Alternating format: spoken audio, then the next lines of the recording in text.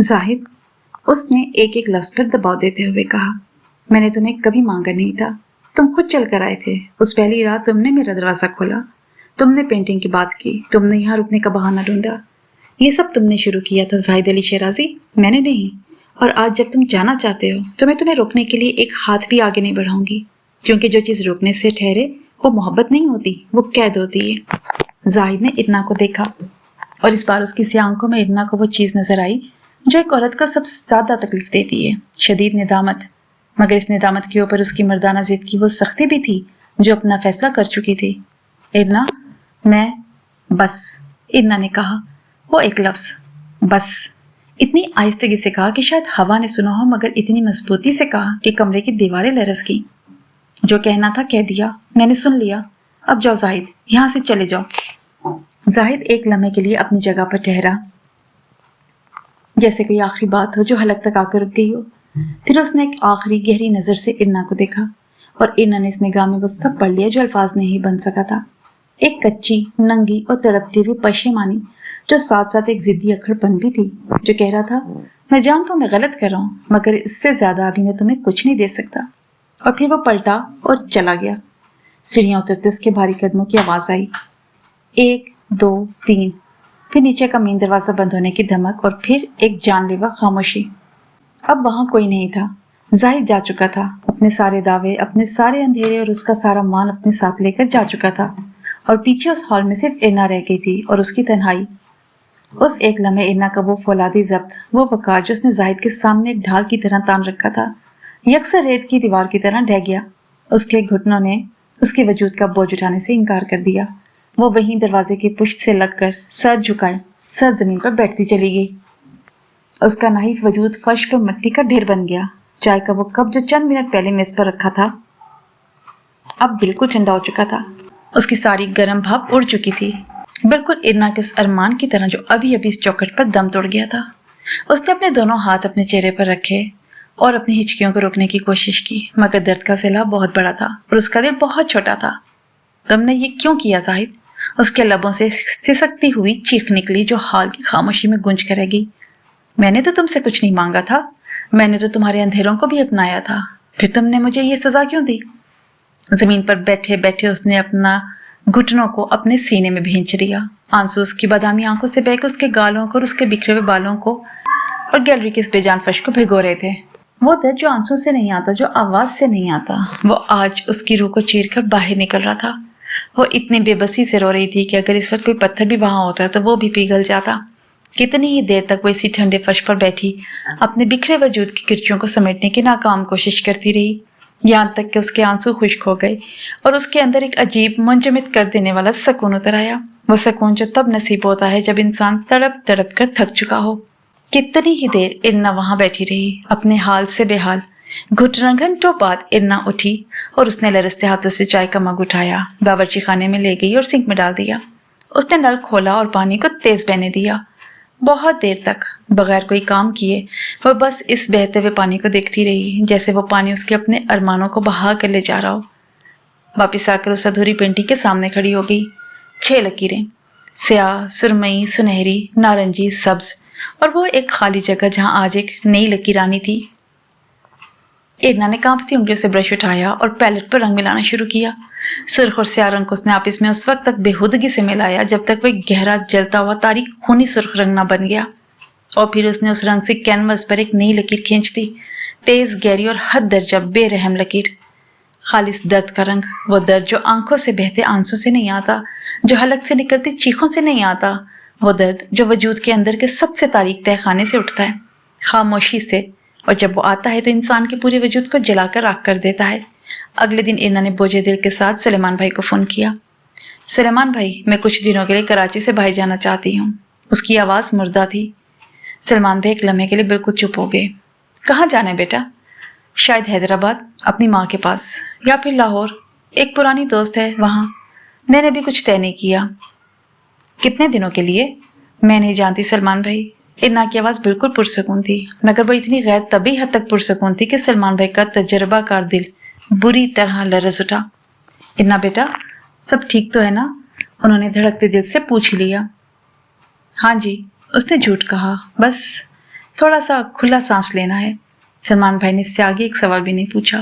वो एक सूझे हुए और बुजुर्ग आदमी थे। वो अच्छी तरह से जानते थे कि जब कोई इंसान सिर्फ सांस लेने की बात करे तो असल में उसका दम घुट रहा होता है। जाओ बेटा, उन्होंने गहरे लहजे में कहा, अपना बहुत सारा ख्याल रखना। इन्होंने एक छोटा सा बैग पैक किया। ज्यादा सामान नहीं था, बस चंद सादा कपड़े, जरूरत की कुछ अशिया, उसका वो छोटा स्केच बुक जो वो हमेशा अपने साथ रखती थी, और रंगों की एक छोटी सी ट्यूब। जाने से पहले उसने स्टूडियो की इस पेंटिंग को देखा एक आखिरी बार, एक लंबी और हसरत भरी नजर से। 7 लकीरें, हर लकीर एक रात की गवाह, हर लकीर एक अधूरे जज्बे की चीख, और हर लकीर एक सिसकती हुई कहानी। तुम यही मेरा इंतजार करो, उसने इस बेजान पेंटिंग से कहा। आवाज हद दर्जा धीमी थी, मगर उसमें एक अजीब मुंजमद कर देने वाला सुकून था। वो सुकून जो तब नसीब होता है जब इंसान तड़प तड़प कर थक चुका हो। मैं बहुत जल्द वापस आऊंगी। उसने अपना बैग उठाया, गैलरी का दरवाजा लॉक किया और खामोशी से सीढ़ियां उतर गई। वो चली गई और उसके जाने की खबर पूरे शहर में किसी को ना हुई। ना कोई शोर, ना कोई अलविदाई पैगाम, ना ही कोई ड्रामाई रुखसत। बस वो चुपचाप गायब हो गई, उस तरह जैसे दुनिया के आज़ाद लोग जाते हैं, खामोशी से, अपने फैसले से, बगैर किसी की इजाज़त के। सुलेमान भाई को मालूम था, मगर वो किसी से कुछ नहीं कहते थे, और जाहिद को तो कुछ भी मालूम नहीं था। 3 दिन गुजर गए। जाहिद ने तीसरे दिन तड़प कर गैलरी का रुख किया। उसके पास एक झूठा बहाना था कि उसे सलमान भाई से किसी प्रोजेक्ट के सिलसिले में बात करनी है, मगर उसका अंदरूनी पागलपन जानता था कि असल बहाना क्या था। वो इरना की एक झलक देखने के लिए तड़प रहा था, मगर गैलरी में इरना कहीं मौजूद नहीं थी। उसकी वो मानोस खुशबू वहां नहीं थी। इरना कहाँ है? उसने सलमान भाई से पूछा। आवाज को जितना हो सके बेफिक्र और सपाट रखने की कोशिश की, मगर सलमान भाई की बुरी आंखों ने उसके अंदर की वहशत को पकड़ लिया। वो चली गई है कुछ दिनों के लिए, उन्होंने सद लहजे में जवाब दिया। कहाँ गई है? जाहिद के दिल की धड़कन यकदम रुकने लगी। सलमान भाई ने उसे देखा, एक लंबे लम्हे के लिए, जैसे वो कोई बड़ा फैसला कर रहे हों। उसने मुझे नहीं बताया जाहिद। जाहिद के चेहरे पर एक हौलनाक तासुर आया और सेकंड के 10वें हिस्से में गायब हो गया। वो इतनी तेजी से गुजरा कि सलमान भाई उसे पूरी तरह पढ़ ना सके, मगर जाहिद के वजूद के अंदर जो तलातुम बरपा हुआ वो छुप ना सका। एक जोरदार धमाका हुआ उसके अंदर, जैसे कोई बहुत कीमती चीज बहुत ऊंची जगह से गिरकर पाश पाश हो गई हो। ठीक है, उसने बामुश्किल कहा और वापस मुड़ गया। चौथे दिन जाहिद का जब जवाब दे गया। उसने इन्ना को एक मैसेज भेजा। कहाँ हो तुम? इन्ना ने वो मैसेज पढ़ा। हैदराबाद के अपने उसी पुराने उदास कमरे में, अपनी माँ के घर की उस लकड़ी की खिड़की के पास बैठकर जहाँ से दूर तक फैले हुए हरे भरे खेत नजर आते थे। उसने मैसेज खोला, कुछ देर स्क्रीन पर चमकते उसके नाम को देखती रही और फिर फोन उल्टा करके मेज पर रख दिया और कोई जवाब नहीं दिया। 5वें दिन जाहिद ने फिर तड़प कर लिखा, इरना मुझे मालूम है तुम ठीक हो, बस खुदा के लिए इतना बता दो कि तुम हो कहाँ। इरना ने यह पैगाम भी पढ़ा और इस बार भी फोन खामोशी से रख दिया, मगर अब की बार उसके नाजुक हाथ बहुत बुरी तरह कांप रहे थे, बहुत हल्के से, क्योंकि ये पैगाम पढ़ते हुए इरना के दिल के अंदर कुछ ऐसा हिला था जिसे वो भी हिलने नहीं देना चाहती थी। 6ठे दिन जाहिद ने डायरेक्ट कॉल कर दी। इरना ने स्क्रीन को देखा, घंटी मुसलसल बजती रही और उसका पूरा कमरा जाहिद के नाम से गूंजता रहा, मगर उसने कॉल रिसीव नहीं की। 7वें दिन जाहिद ने फिर फोन किया। इस वक्त इरना घर से बाहर थी, अपने माँ के घर के पिछवाड़े में, वहां जहां नीम का एक बहुत पुराना और घना दरख्त था, जिसके साए तले वो अपने बचपन के खूबसूरत घंटों को गुजारा करती थी। फोन उसकी जेब में था। घंटी की वाइब्रेशन उसने अपने वजूद पर महसूस की, मगर वो साकित खड़ी उस पुराने दरख्त पर ही देखती रही। जब घंटी बंद हो गई तो इन्ना ने अपनी आंखें मूंद ली और हवा के झोंकों को महसूस किया। वो हैदराबाद की खालिद हवा थी जो कराची के धुएं और घुटन से बिल्कुल मुख्तलिफ थी, ज्यादा खुली, ज्यादा सांस लेने वाली और ज्यादा ईमानदार। इन्ना बेटा, उसने धीरे से आंखें खोली। उसकी बूढ़ी माँ उसके अकब में खड़ी थी, वही छोटा सा कद, सफेद चांदी जैसे बाल और वह शफीका आंखें जिनमें इन्ना ने अपनी पूरी जिंदगी अपना सच्चा अक्स देखा था। बेटा, कौन है वो शख्स जो तुम्हें मुसलसल फोन करता है और तुम उसकी कॉल नहीं उठाती? इन्ना ने अपने जर्द लबों पर एक मस्नूई मुस्कुराहट लाने की कोशिश की। कोई नहीं है माँ, बस ऐसे ही कंपनी के कॉलर्स हैं। माँ ने अपनी बेटी को इस गहरी नजर से देखा जिससे सिर्फ एक माँ ही देख सकती है, वो नजर जो झूठ को उसकी पहली सांस में दबोच लेती है। इधर आ, बैठ मेरे पास, उन्होंने नरमी से कहा। इरना आई और उनके कदमों के पास जमीन पर बैठ गई, उसी पुराने वक्तों की तरह, और माँ ने अपने कांपते हाथों से उसके बालों को संवारना शुरू किया। वो घुंघराले स्याह बाल जो हमेशा की तरह उजड़े और बिखरे हुए थे। कोई है ना बेटा जो तुम्हें पसंद करता है? माँ ने उसकी रूह में झांका। इरना ने एक लम्हे के लिए दूर उफक पर झुकते दरख्तों को देखा। था माँ, था, अब नहीं है। हाँ, इरना ने एक गहरा और ठंडा सांस लिया। आवाज बिल्कुल सीधी और काबू में थी। उसने खुद ये फैसला किया है माँ कि वो अभी जिंदगी के इस मोड़ पर किसी के साथ नहीं चल सकता। माँ कुछ देर के लिए बिल्कुल खामोश रही। और तुमने उसका ये फैसला मान लिया? मैंने मान लिया माँ, इरना ने कहा, क्योंकि अगर कोई इंसान आपके साथ खुद दिल से रहना ही ना चाहे तो उसके साथ जबरदस्ती नहीं की जा सकती। मगर तुम सब कुछ छोड़कर यहाँ भाग गई। मुझे बस थोड़ा सा खुला सांस लेना था माँ, मेरा दम घुट रहा था वहां, इरना ने इतराफ किया। माँ ने उसका वो नाजुक हाथ अपने बूढ़े हाथों के प्याले में लिया।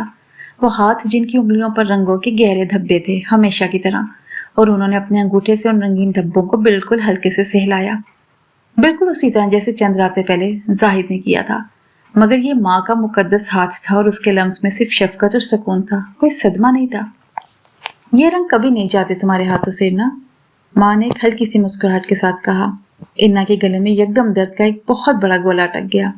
हाँ माँ, ये कभी नहीं जाते, उसने कहा, और इस एक जुमले के पीछे छुपा जो समंदर था वो उसकी माँ ने बगैर किसी सवाल के, बगैर मजीद कुरेदे पूरी तरह समझ लिया। माँ ने तड़प कर अपनी बच्ची को आगे खींचा और उसे अपने सीने से अपने शफीक कंधे से लगा लिया। और इरना ने इस पूरी कहानी में पहली बार अपनी आंखें बंद करके अपनी माँ के मजबूत कंधे पर अपना सर रख दिया। और फिर जिंदगी में पहली बार उसकी आंखों के सारे बंद यकदम टूट गए। आंसू आ ही गए, खामोश, बिल्कुल बेआवाज, मगर हद दर्जा गर्म और नमकीन आंसू जो उसकी माँ के दामन को भिगो रहे थे। वो तड़प तड़प कर रो रही थी, जैसे अपने अंदर का सारा गुबार धो डालना चाहती हो।